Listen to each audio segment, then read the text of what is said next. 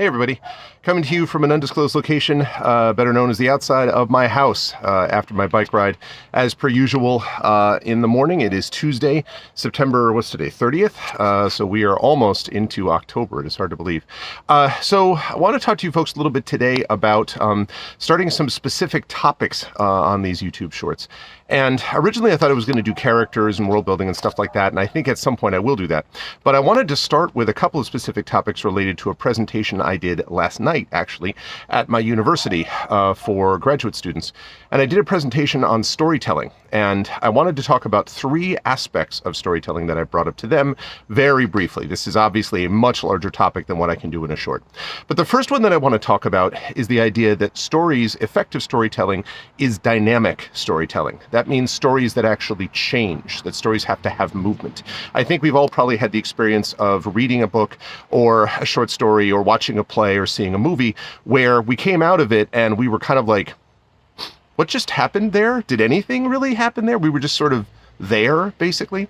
And the thing I want to say about that is that that is generally a suggestion that what we're looking at is something which is static. Not just the classic, the characters need to have an arc, but that the whole world needs to have an arc, right? It needs to have a vibrancy to it, and there needs to be a sense that things are moving and shifting, including the characters within it.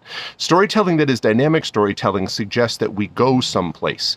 Either that we have a journey either internally, that we start a certain way and end up in a different spot, or that we are quite literally physically moving from one place to another.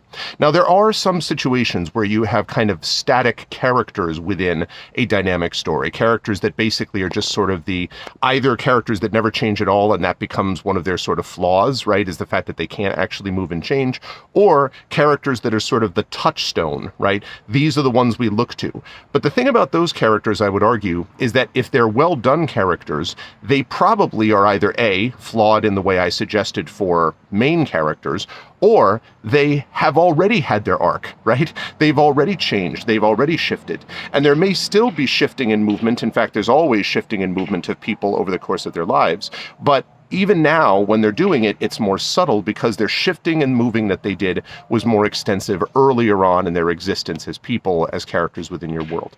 So storytelling has to be on some level dynamic. It has to move, it has to change, it has to have an energy of adjustment, if you will.